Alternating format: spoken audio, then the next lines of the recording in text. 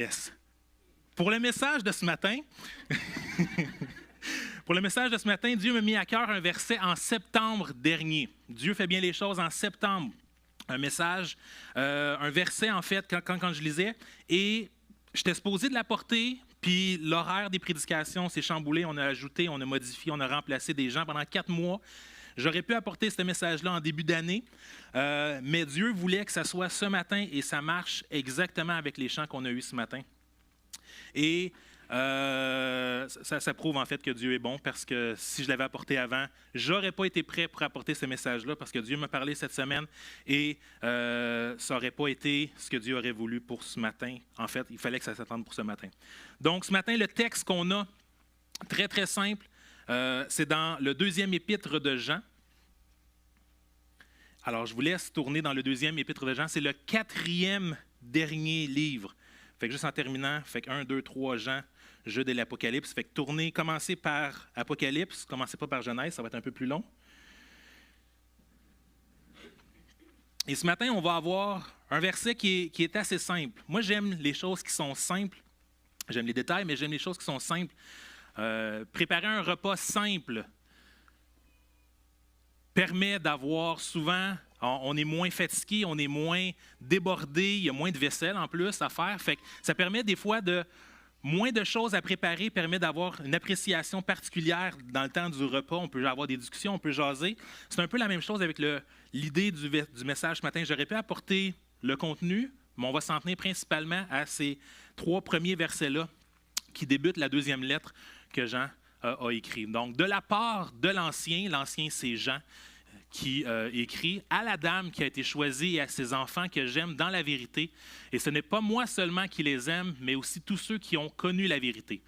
Nous vous aimons à cause de la vérité, qui demeure en nous et qui sera pour nous pour l'éternité. Oui, la grâce, la compassion et la paix seront avec nous dans la vérité et l'amour. Elles viennent de Dieu le Père et du Seigneur Jésus-Christ, le Fils du Père. » Permettez-moi de prier ce matin. Seigneur, alors que je vais apporter la parole, je te demande encore une fois de me précéder, précède mes paroles, Seigneur, que ce que tu veux que je dise, permets-moi de le dire, ce que tu veux que je me retienne, permets-moi de le retenir, Seigneur, que ton esprit agisse et permets-nous d'avoir une autre révélation, encore une fois, sur ces textes qu'on a déjà lus, mais Seigneur, avec une fraîche révélation, une intelligence renouvelée, et Seigneur, par ton esprit, par ta grâce, qu'on puisse vraiment saisir ce que tu veux qu'on saisisse ce matin dans ton amour. Dans ton nom que j'ai prié.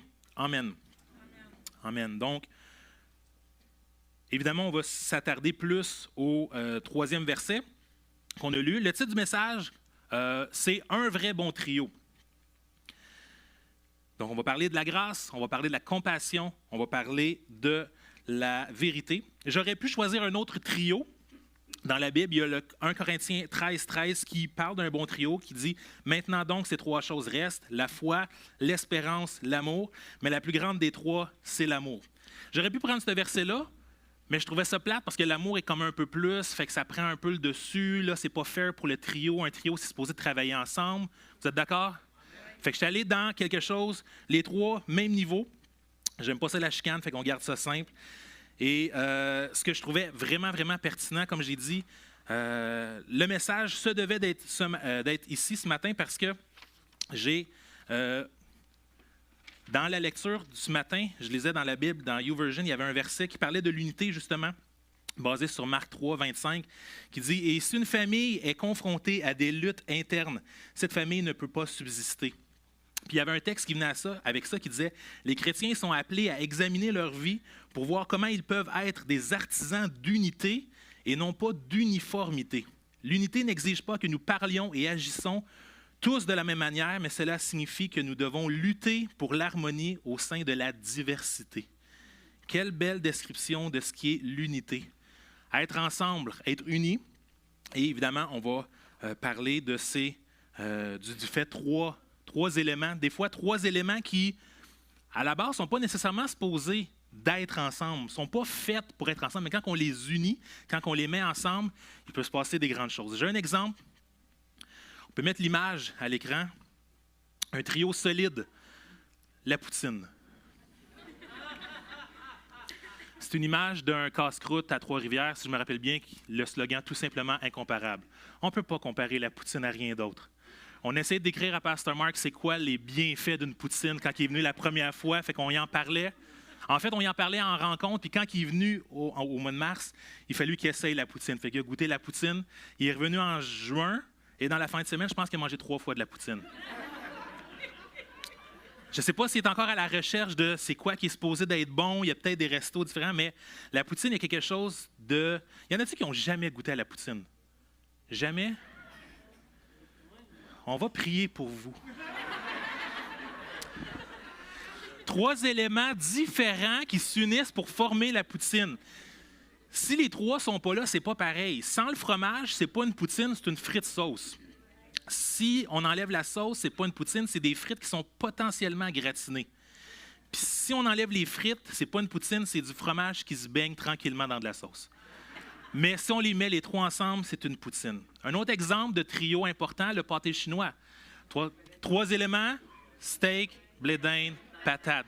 Là, on est un peu lousse sur les quantités, le ratio, mais on sait que si on met trop de patates, il y a quelque chose qui manque. Si on met plus de bœuf, comprenez, il faut qu'il y ait une unité, il faut qu'il y ait une synergie qui marche bien avec les 3 éléments ensemble, qui, à la base, ne sont pas nécessairement faits pour être ensemble.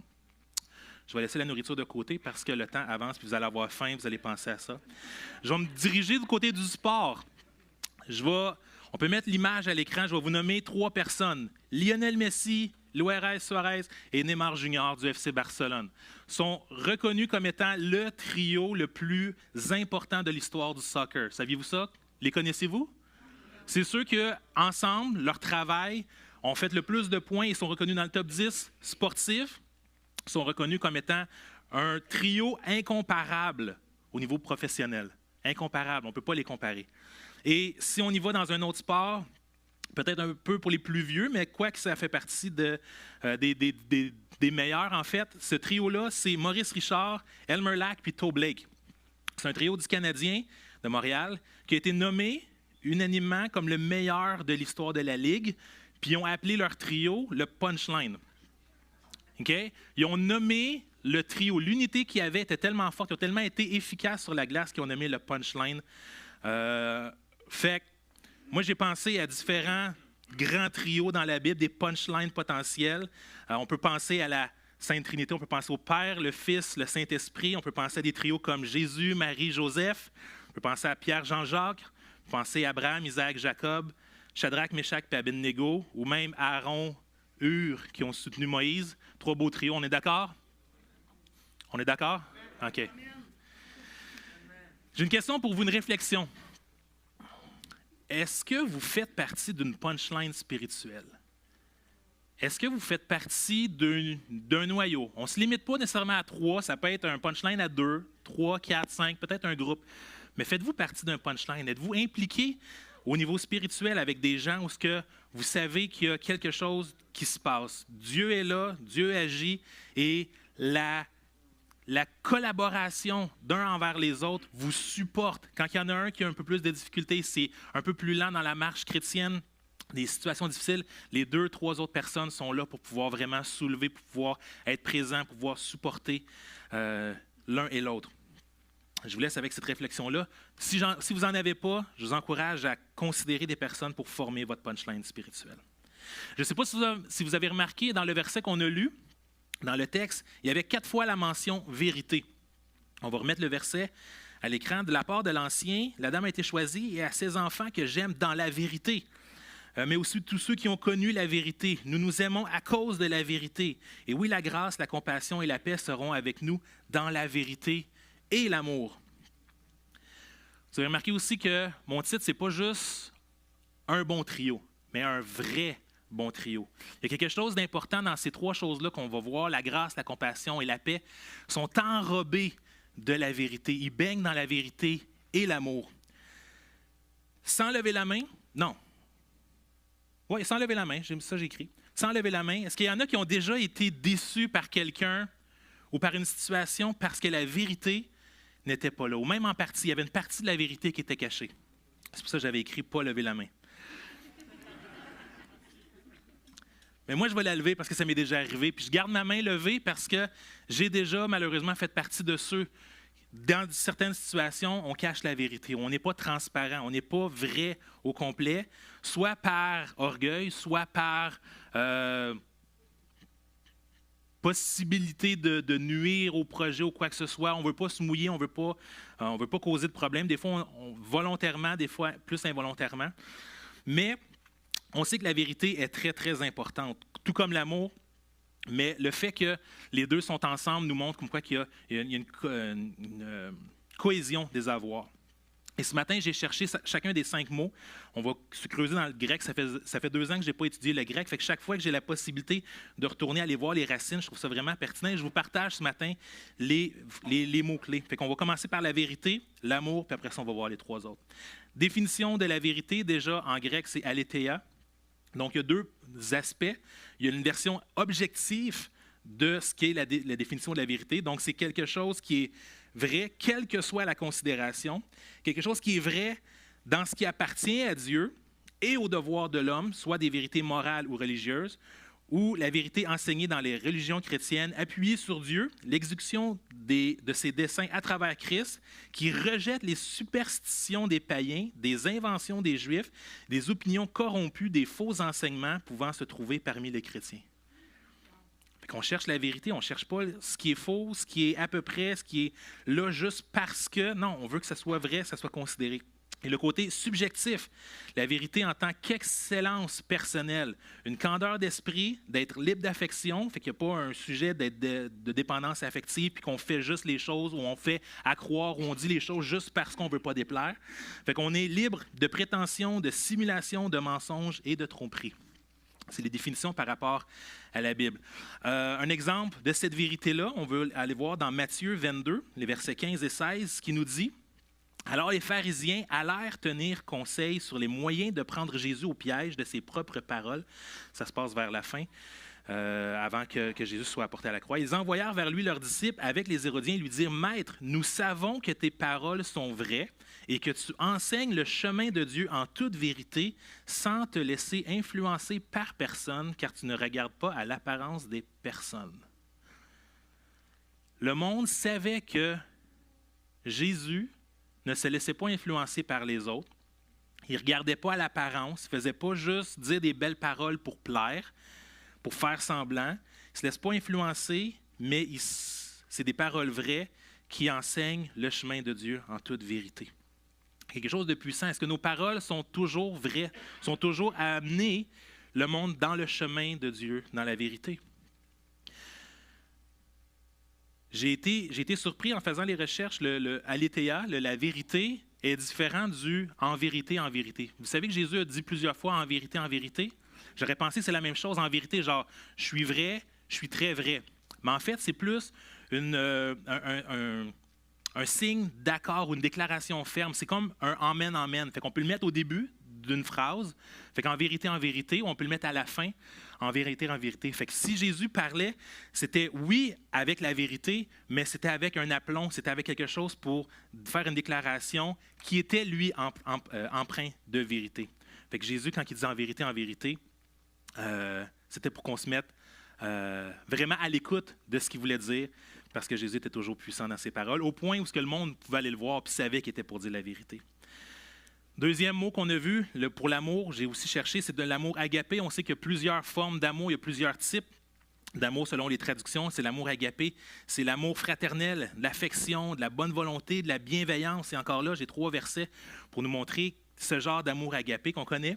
Jean 13, 35 nous dit « À ceci, tous reconnaîtront que vous êtes mes disciples, à l'amour que vous aurez les uns pour les autres. » En plus de parler avec vérité, si on a de l'amour pour les autres, les frères et nos sœurs, les gens vont pouvoir reconnaître qu'on suit Jésus. Un autre exemple, Romains 13, 10, « Celui qui aime ne cause aucun mal à son prochain. Aimer son prochain, c'est donc accomplir toute la loi. » Et évidemment, le fruit de l'esprit, c'est entre autres l'amour, la joie, la paix, la patience, la bonté, la bienveillance, la foi, la douceur, la maîtrise de soi. Donc, on a vu ce qui englobe notre trio, notre vrai bon trio. Et maintenant, allons voir un peu qu'est-ce qu'il y en est. Le premier, c'est la grâce. En grec, grâce, c'est charis. La grâce se définit comme suit. Ce qui fournit la joie, le plaisir, les délices, la douceur, le charme et la tendresse. Saviez-vous ça? Quelque chose de très, très poétique. La grâce, on pense que c'est juste comme un seau qui couvre un peu. Genre, je te donne quelque chose que tu ne mérites pas, puis comme je te fais un cadeau.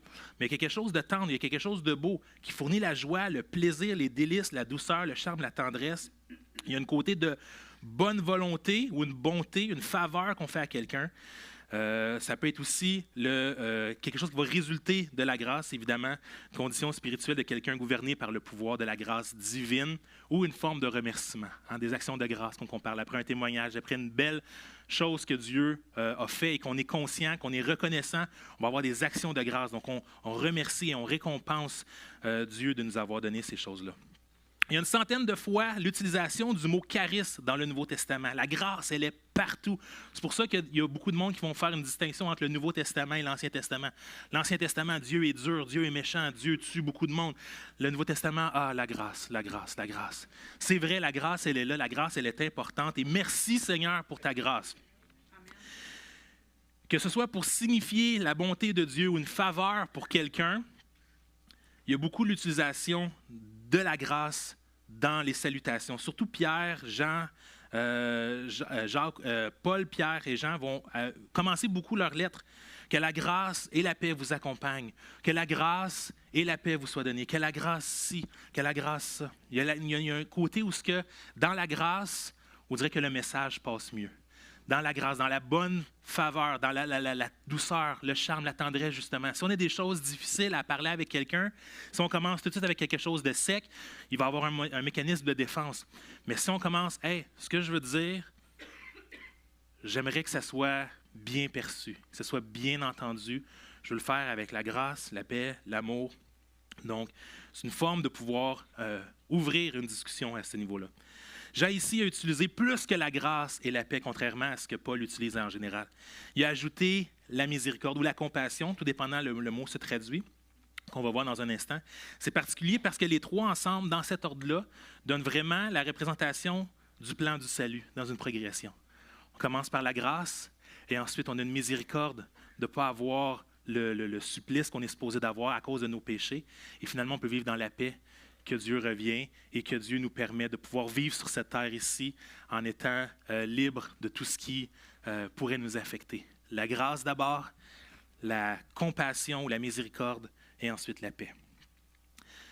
Le Saint Augustin ou Augustin d'Hippone a été le premier à parler d'un principe théologique, sola gratia, qui dit par la grâce seule.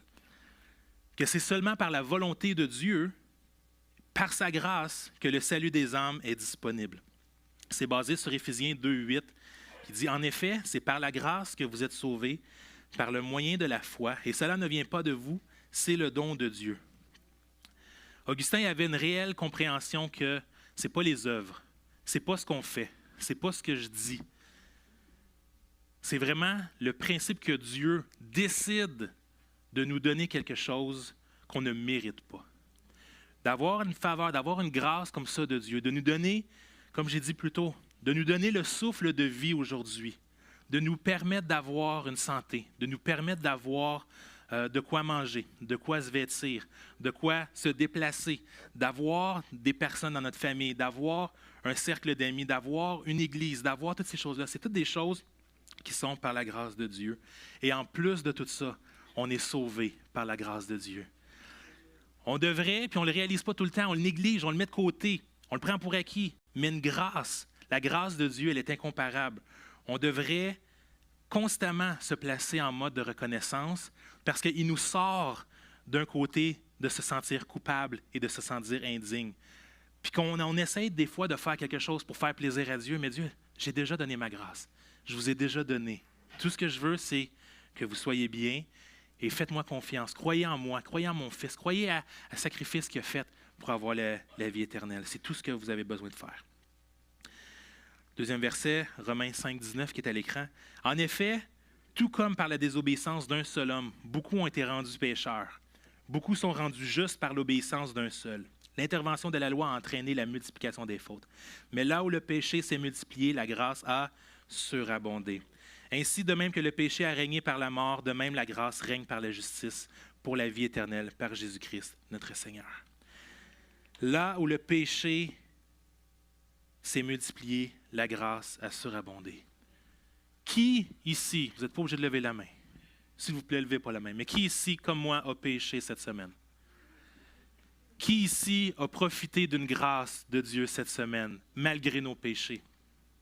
Ça nous permet de pouvoir se sentir bien dans l'Église, de ne pas se sentir jugé, de ne pas se sentir indigne devant Dieu. Parce que c'est ça le mauvais côté et la force d'un péché, c'est que ce n'est pas nécessairement visible. Fait qu'on peut vivre dans le péché, on peut vivre avec des choses difficiles et quand même se présenter à l'Église et de faire comme si de rien n'était. Mais on sait qu'on a un côté de « Ah, j'ai été pas correct envers Dieu ». Alors Dieu nous donne cette grâce-là de pouvoir faire « Hey, je te veux encore. Tu es encore mon enfant. Tu es encore une personne que j'aime et que je veux prendre soin. Et malgré tout ce que tu fais, la grâce est là pour toi. » La grâce surabonde. La grâce permet de sauver. Ne négligez pas la grâce de Dieu, frères et sœurs. Deuxièmement, on a vu la compassion. Je préférais la compassion parce que souvent, si on associe miséricorde et grâce sont tellement proches dans le côté. En fait, la grâce, c'est de recevoir ce qu'on n'a pas mérité. La miséricorde, c'est de ne pas recevoir ce qu'on a mérité. Fait qu'ils sont proches. Pour ce matin, j'ai utilisé la compassion. Compassion, dans sa définition, une bonté ou une bonne volonté envers le misérable et l'affligé, joignant des désirs de l'aider, d'avoir de la pitié pour quelqu'un, que ce soit un humain envers un autre humain, que ce soit Dieu envers l'humain. Il y a une providence, il y a une miséricorde, encore là, une clémence de Dieu en offrant aux hommes le salut par Christ. Dans Matthieu 9, on voit au verset 11, « Les pharisiens virent cela et ils dirent à ses disciples, « Pourquoi votre maître mange-t-il avec les publicains et des gens de mauvaise vie? » Ce que Jésus ayant entendu, il dit, « Ce ne sont pas ceux qui se portent bien qui ont besoin de médecins, mais les malades. Allez et apprenez ce que signifie. Je prends plaisir à la miséricorde, à la compassion, et non au sacrifice, car je ne suis pas venu appeler des justes, mais des pécheurs. » Ici, on voit la bonté de Jésus et sa miséricorde en action. Il est venu pour les pécheurs et pas pour les justes. On est d'accord que si Adam et Ève n'avaient jamais goûté le fruit interdit, le péché n'aurait pas dominé le monde. On est d'accord? On est peut-être d'accord aussi avec le fait que quand Dieu a détruit la terre par un déluge, puis que Noé s'était vu juste, s'était retrouvé juste parmi tous les humains, puis lui et sa famille avaient eu l'occasion de pouvoir repartir à neuf, construire une arche et pouvoir repeupler la terre et de repartir à zéro. On est d'accord que si sa famille était restée juste, sans péché, et éventuellement Jésus n'aurait même pas eu besoin de venir parce que ça aurait reparti à zéro, ça l'aurait ramené un côté de pureté sur la terre. On sait évidemment que c'était des humains, il y avait déjà un côté de péché. Mais on est d'accord que si la terre était remplie de justes, il y a 2000 ans, Dieu n'avait pas besoin d'envoyer son Fils pour sauver ceux qui seraient déjà justes. Mais Dieu, Jésus est, Jésus sera toujours la solution pour nous. Parce qu'on est humain, puis que le péché est bien présent sur la terre, puis malheureusement, on doit se battre chaque jour. Il y a des jours plus faciles, des jours plus difficiles, mais on doit se battre chaque jour pour ne pas laisser le péché prendre la place de Dieu dans nos vies. C'est un combat quotidien. Puis, j'ouvre une petite parenthèse. V'là une 10-12 d'années, je ne sais pas s'il y en a qui vont se rappeler, mais Pasteur Gérald avait, pour les leaders, il y avait une soirée, il nous avait fait passer une espèce de petit quiz sur les compétences, qualités de leadership et ces choses-là. Puis j'étais surpris de voir que la compassion était le plus bas. Peut-être que vous vous rappelez, v'là 10 ans, j'étais vraiment retiré émotivement de plusieurs situations. J'avais une mauvaise compréhension de ce qu'était la compassion. J'étais pas bon pour l'appliquer. J'en ai parlé à certaines personnes. J'étais allé parler même avec Pasteur François. Il y a des choses qui ont changé dans ma vie, merci Seigneur, parce que je suis passé de l'ancienne loi du œil pour œil, dent pour dent, à avoir un côté où ce que, hey, chaque personne vit quelque chose de différent de toi. C'est pas parce que tu l'as appris d'une certaine façon que tu le mets en pratique que les autres l'ont pas appris ou l'ont pas compris ou l'ont pas mis en pratique. Fait qu'au lieu de juger, au lieu de considérer, voyons, c'est facile, c'est une notion vraiment de base. Déjà là, moi, ma compréhension était flouée parce que je restais avec une ancienne loi. Je n'avais pas cette facilité-là d'avoir une compassion. Même pour une situation, je me rappelle, une conversation que j'avais avec mon beau-frère à un moment donné, qui était, puis c'est vraiment difficile, là, j'ouvre une parenthèse, c'est personnel, mais il y avait une situation où on avait parlé de ce manque de compassion-là. Puis je lui ai dit, j'ai dit, je te souhaite de ne pas être malade au point d'en mourir parce que je ne sais pas si je vais être triste. Je ne sais pas si je serais capable de vivre le deuil puis de considérer « Hey, je suis triste parce que tu es parti » ou que d'avoir un côté, même dans la maladie, dans la souffrance, il y a un côté où, vu que j'étais émotionnellement très détaché, il y avait un côté où hey, je ne sais pas comment je réagirais à ça. Merci Seigneur, ça l'a changé. Malheureusement, après le décès de ma mère, ça a déjà été difficile, mais rendu au décès de mon père, c'était déjà mieux. Il y avait un côté où je pouvais comprendre que hey, je ressens ce que les autres ont autour, puis c'est pas, pas parce que je suis un robot, c'est juste une mauvaise compréhension, une mauvaise perception de certaines choses. Mais il y a ce côté-là où des fois on se place spirituellement dans cette position-là. Spirituellement avec une distance de, ben voyons, pourquoi est-ce que tu réagis à ça? Dieu est meilleur que ça, Dieu est plus grand que ça. Puis il y a un côté où on a plus naturellement cette compassion-là pour les gens. Je vais faire une petite parenthèse. Je ferme ma parenthèse, j'en ouvre une autre par rapport au verset qu'on a lu. J'ai entendu un message, le verset, qui dit « Ce ne sont pas ceux qui se portent bien qui ont besoin de médecins, mais les malades. » J'ai entendu un message super important, super pertinent l'autre jour à ce sujet-là. Il y avait un prédicateur qui disait « Les hôpitaux sont pour les malades et ceux qui ont besoin de soins. » Ou ceux qui ont des examens de routine, pour s'assurer que tout est correct dans leur corps, leur santé, ces choses-là. Les gyms sont pour ceux qui veulent se mettre en forme ou demeurer en forme, qui ont des objectifs. Ils ont soit un surpoids ou ils veulent s'aider dans la santé, qu'ils ont besoin de former des muscles ou quoi que ce soit. Le prédicateur disait qu'on ne devrait jamais juger quelqu'un qui est en surpoids au gym, parce que lui, il a un but. Lui, il se met dans une position de se mettre ou se remettre en forme. Si on est là à juger quelqu'un qui est en surpoids, qui est obèse, qui est gros, whatever, dans un gym, ben, c'est que tu ne comprends pas que lui a compris que la place pour pouvoir s'aider, c'est dans un gym. Je vais te prendre cet exemple-là et je la transpose à l'Église. Si on prend le même principe, on ne devrait jamais minimiser, dénigrer, se moquer, éviter, empêcher quelqu'un qui a besoin d'être soigné spirituellement ou qui veut se remettre en forme spirituelle en allant à l'Église. L'Église est là pour aider ceux qui souffrent. Comme j'ai dit, des fois c'est intérieur, des fois c'est caché. Plusieurs souffrent. Il y a des dimanches matins, il y a des semaines où moi j'ai souffert en silence.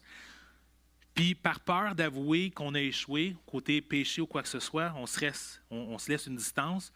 Ou des fois, quand on se place en position d'avoir ce pardon-là, d'avoir cette grâce-là, on se place en position de malheureusement juger ou regarder les autres, de faire comme moi, pourquoi ils n'ont pas demandé le même pardon que j'ai obtenu, au lieu d'être en mode passer la POC au prochain, de pouvoir être là pour l'autre, de pouvoir soulever, de pouvoir aider. On est là à pouvoir souvent même se poser des questions, mais pourquoi ils vont à l'église? On dirait qu'on ne voit pas de fruits. Pourquoi ils ne vont pas à l'église? Il y en aurait de besoin. Il y a un côté où on est en mode de, mais pourquoi ils ne font pas ça quand Dieu nous place dans une position de, hey, s'ils sont à l'église, prie pour eux. Si tu peux être utile dans l'église, si tu peux être un infirmier, une infirmière, si tu peux être un docteur spirituel pour quelqu'un dans l'église, sois là, sois à l'écoute de l'esprit pour savoir comment t'utiliser.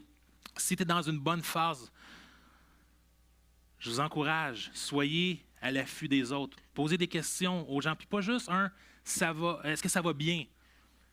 Il y a des questions comme comment ça va qui vont ouvrir une plus grande porte. Et les gens, en général, vont avoir deux possibilités. Soit qu'ils vont se refermer puis ça va se sentir, il y a quelque chose que tu me caches, quelque chose que tu ne dis pas, donc on revient à la vérité tantôt. Ou à l'inverse, les gens vont être naturellement très, très ouverts à parler, mais il faut être là pour saisir. Fait que soyez prêts à avoir ces conversations-là, d'être là pour l'autre.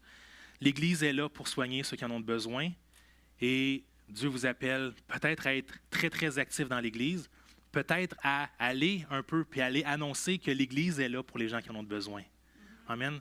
Les gyms, ont des publicités un peu partout. Ce n'est pas juste à l'intérieur du gym qu'on sait que le gym existe et quel appareil on utilise. Il y a les publicités à la télévision, sur Internet, sur les bannières. On sait qu'est-ce que le gym offre. Est-ce que les gens savent qu'est-ce que l'Église offre? Pas nécessairement. On a des services, mais c'est tellement plus. Je sais que les femmes se sont rencontrées hier. Je sais que les hommes se réunissent, les femmes se réunissent pour la prière. Il y a des activités pour la jeunesse, une fin de semaine. Qui sait, dans Gatineau, qu'il y a une fin de semaine du Saint-Esprit qui se passe pour les jeunes? Il y a peut-être d'autres églises qui ont besoin d'avoir ces choses-là que Pascal offre. Il y a peut-être d'autres églises. On a eu le privilège pour des soirées de louange. On a eu des gens de d'autres églises. Hey, ils n'ont peut-être pas de service de louange comme ça. Propageons l'information pour pouvoir aller rejoindre ceux qui en ont besoin. Je lance juste des idées comme ça. Mais l'Église est là pour aider et non pas juger, pas dénigrer. Amen? Donc, soyons ouverts à exprimer nos besoins à Dieu et soyons ouverts pour aider à aider ceux qui en ont besoin. Il va y avoir des jours plus faciles, il va y avoir des jours plus difficiles. L'importance, comme j'ai dit, c'est de se connecter avec Dieu et de s'accompagner de guerriers et des guerrières de prière. Jacques 1,14 nous dit « Lorsque nous sommes tentés, ce sont les mauvais désirs que nous portons en nous et nous attirent et nous séduisent. Puis le mauvais désir conçoit et donne naissance au péché. Et le péché, une fois parvenu à son plein développement, engendre la mort. Ne vous laissez donc pas égarer sur ce point, mes chers frères et sœurs. Tout cadeau de valeur, tout don parfait nous vient d'en haut du Père qui est toute lumière et en qui il n'y a ni changement ni ombre due à des variations. Par un acte de sa libre volonté, il nous a engendrés par la parole de vérité pour que nous soyons comme les premiers fruits de sa nouvelle création. » Ce sont les mauvais désirs que nous portons en nous qui nous attirent et nous séduisent. Dieu veut remplacer les mauvais désirs en nous, en moi, en vous, et remplacer ça, tourner ça, mettre des désirs qui se tournent vers Dieu, qui se tournent vers notre prochain également, pour qu'on puisse servir avec joie, qu'on puisse servir avec humilité, qu'on puisse servir avec compassion, d'être là pour tous ceux que Dieu aime. Amen. Le troisième, c'est la paix. Évidemment, on est dans le Nouveau Testament, donc c'est en grec, donc ce n'est pas le shalom de l'Ancien Testament, mais c'est la même définition, c'est le mot éréné en grec. Donc, la paix, c'est un état de tranquillité, intéressant, selon la description dans la Bible, dans un état de tranquillité nationale. Exemption de la rage et du ravage de la guerre, une paix entre des individus, une harmonie, une sécurité, une prospérité et une paix qui vient, et le chemin qui conduit à la paix, donc le salut, qui vient de Jésus-Christ, le Messie. Toutes des descriptions par rapport à la paix qu'on trouve dans la Bible. Le mot « éréné » vient du verbe « héros », qui veut dire « joindre » ou « lier ensemble ce qui a été séparé ». Ça représente littéralement la liaison, la réunion de ce qui avait été séparé, puis qu'on décide de remettre à un. La paix devrait être là à la base. Jésus est paix, prince de paix, Dieu est paix. Puis si on n'est plus dans un état de paix, c'est quelque chose qui nous a séparés, qui nous a enlevés, qui a eu une division à quelque part. La paix, c'est de revenir en accord, de revenir en harmonie, ce qui est complètement l'opposé de la guerre. La paix, comme j'ai dit, est utilisée souvent comme une salutation, que la grâce et la paix. Il y a aussi, comme j'ai dit en hébreu, juste de dire shalom, paix avec vous ou paix à vous. La paix peut transmettre le sentiment d'un repos intérieur ou d'un bien-être et aussi d'une harmonie. La paix ultime, ça c'est ce qui est la paix le plus, ultime, est l'état de réconciliation avec Dieu qui est obtenu en plaçant sa foi dans l'Évangile. Si on met notre foi en Dieu, si on met en foi dans la bonne nouvelle, comme quoi qu'il est venu sur terre, mort pour nos péchés, ressuscité, qui nous prépare une place, qu'on va avoir accès, juste ça, ça nous donne une paix parce qu'on se réconcilie avec le Père, avec Dieu, qui nous prépare ça. L'Évangile étant une bonne nouvelle, que même les anges ont annoncé aux bergers. On vient de passer Noël, mais Luc 2,14 nous dit comme quoi que les anges chantaient « Gloire à Dieu dans les lieux très hauts et paix sur la terre et bienveillance parmi les hommes ». La venue de Jésus était annoncée comme étant une paix, une bienveillance parmi les hommes. La paix est aussi un état de liberté par rapport aux perturbations extérieures, comme celle d'une nation en guerre qui est face à un ennemi, ou à l'intérieur, comme dans le contexte actuel, ça pourrait être comme une difficulté d'être en paix, c'est peut-être ton âme qui est tourmentée. La paix peut impliquer la santé, le bien-être et la prospérité, comme j'ai dit dans la description. Et Acte 10, 26 nous dit « Il a envoyé la parole aux fils d'Israël en leur annonçant la paix par Jésus-Christ, qui est le Seigneur de tous. » Tous des exemples de paix qu'il y a eu. Comme on sait, plus que jamais, la paix, elle est difficile dans le monde. On entend parler, on a nos voisins du Sud, on a nos voisins de l'Est, nos voisins de l'Ouest qui sont en conflit. Et comme on a entendu le témoignage ce matin, le Canada est une belle terre d'accueil. Plusieurs personnes se dirigent, migrent vers le Canada et en fait un pays. Moi, je dis bienvenue. Vous êtes bienvenus. J'espère que tous ceux qui font partie de la diversité culturelle dans l'Église, tous ceux qui ne sont pas nés au Canada, vous vous sentez bienvenus chez vous au Canada dans cette Église. Mais quelle bénédiction de réaliser que malgré tout ce qui se passe, toutes les menaces, toute la pression, l'oppression, tout ce qui est les oui-dire, gauche, droite, en haut, en bas, on peut quand même avoir une paix qui surpasse ça et que Dieu est là. Dieu va s'occuper de nous, frères et sœurs. Au lieu de vivre dans la paix, au lieu de vivre dans la peur, dans le stress, dans l'anxiété, l'angoisse, je vous propose de vivre dans la paix de Jésus, dans l'irénée et le shalom. Et encore une fois, pas obligé de lever la main, mais qui ici est en besoin de paix? Qui ici est dans un mode de stress pour une situation? Qui est ici dans un mode d'angoisse, d'anxiété récurrente et qui ont besoin de réaliser encore une fois que Jésus est la paix? Jésus nous donne cette paix-là. Jésus est venu sur la terre comme étant le prince de paix, qui était la solution pour toutes les angoisses, pour tout le stress. Jésus est venu pour nous donner cette paix. Et en plus, même en partant, il nous a envoyé le Saint-Esprit en attendant qu'il revienne. Fait qu'on est backé, gauche-droite. On a la paix du Saint-Esprit, on a la paix de Jésus, on a la paix du Père. La grâce, la compassion, la paix. Pour nous tous, pour toi et pour moi. Dans la vérité et l'amour. Quelle belle combinaison gagnante. Un trio, un vrai bon trio entouré de vérité et d'amour. Est-ce qu'on peut se lever ce matin pendant que j'invite l'équipe de louange?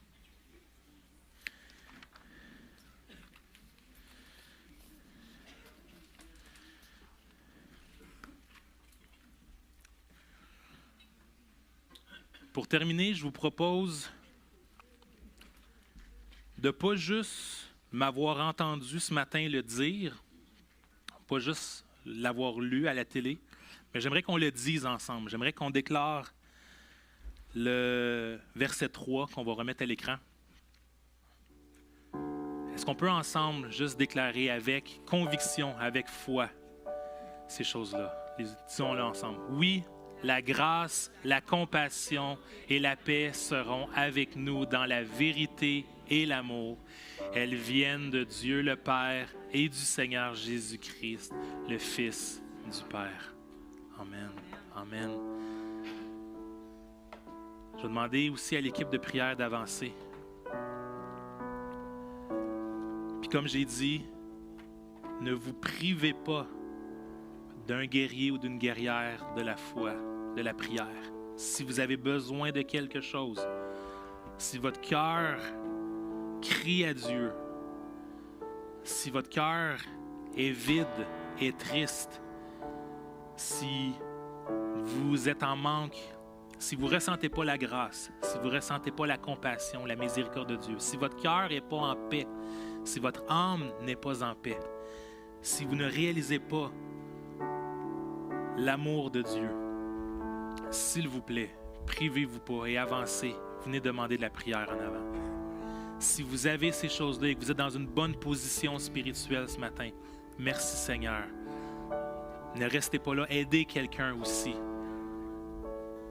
Étendez votre main sur la personne à votre gauche ou à votre droite pour prier. Proposez, est-ce que je peux prier pour toi? Est-ce qu'il y a quelque chose que je peux prier pour toi? Et on va être surpris encore une fois combien on peut avoir des besoins de prière qu'on n'aurait pas pensé même dire, mais qu'on n'aurait pas pensé que la personne à gauche et à droite vit et qui ont besoin. Unissons-nous ce matin dans la prière, unissons-nous dans la louange et laissons Dieu agir.